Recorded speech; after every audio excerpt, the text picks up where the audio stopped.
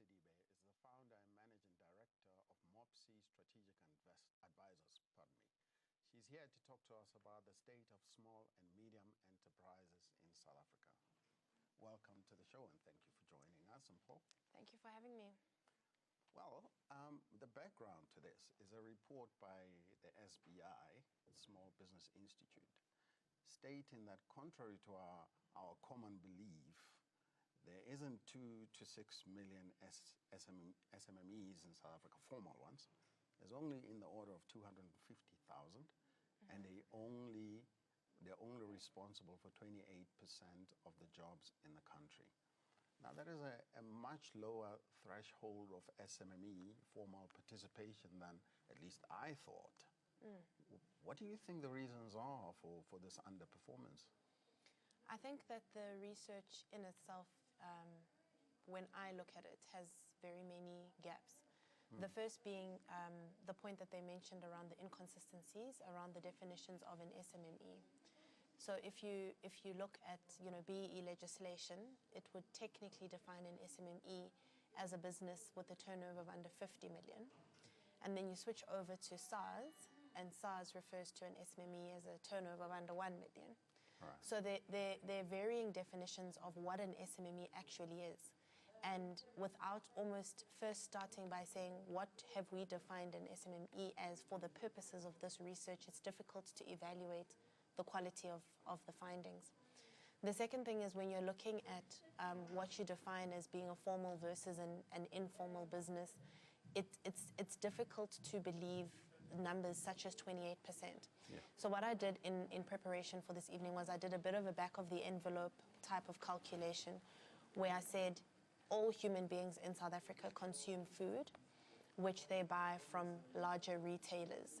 And that's obviously scoping out township type of retail containers. And I said, if you take the revenue for Checkers, for Pick n Pay, and for Spar, and assuming you discounted it by 25% to say, we're assuming 25% of their turnover is not food-related revenue, then you're sitting with a combined revenue of 176 billion. If you divide that by the economically active population as defined, you're looking at each person spending about 4,500 rand a year on food. So for me, that doesn't speak to people that are not economically participating. It just may be that they're not participating in ways that are formally recognized.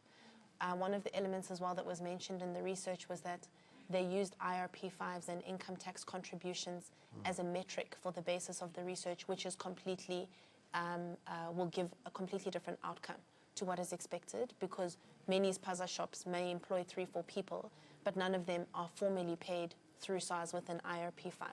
So for me, I feel, if anything, it's a gross underrepresentation of the true jobs that are created within the SMME environment. It's a bit of a pity we don't have anyone from SBI here to defend their methodology.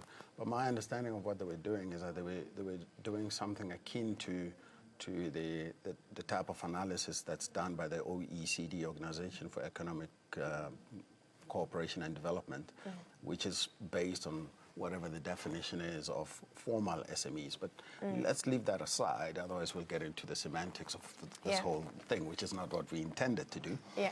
But to talk about SMME development at a fundamental level in South Africa, what is your perspective on where we are in terms of SMME development? And where I want to start is ease of doing business. The World Bank does research on something called the ease of doing business, which looks at the ease of establishing a business, obtaining premises, being secure in your premises, et cetera, and the regulatory aspects of all of that. From that perspective, going forward, where do you think we are in terms of SMME development in South Africa?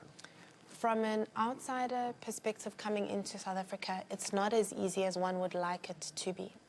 And I would like to believe that the reason for that is that government has to find a way to place regulatory controls in order to keep the bulk of the income within the country. And as far as possible, try to control things such as IP regulation, etc. So I think that they've created those barriers intentionally, but the barriers themselves might have unintended consequences of making South Africa less attractive for foreign people to come and play in. From a local perspective, I think that there's a lot of creativity and cash exchange on the ground what I'm perceiving as being a limitation is the apprehension of what happens to my information. So people, for example, are not banking because the minute you bank, you now become on the radar for what happens to this money. And if they know that the money exists, then I have to pay tax on it. So there's an element of education, I believe, that's missing around what is the role of tax in a country.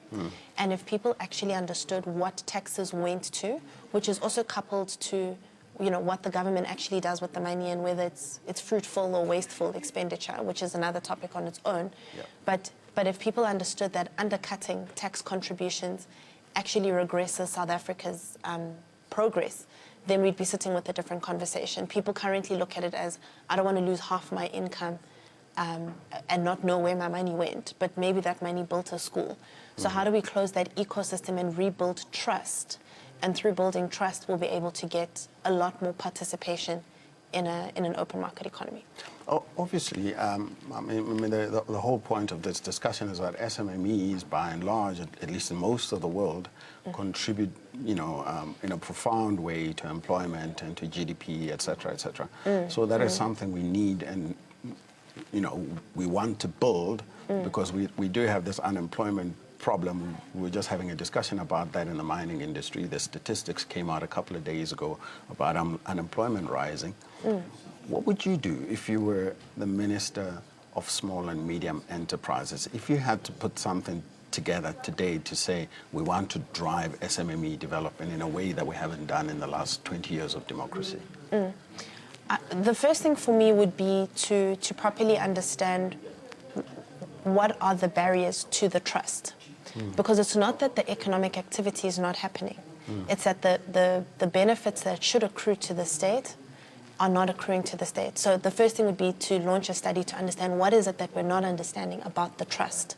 Because if we can get that right, then people would be open to sharing their insights around how legislation should be framed.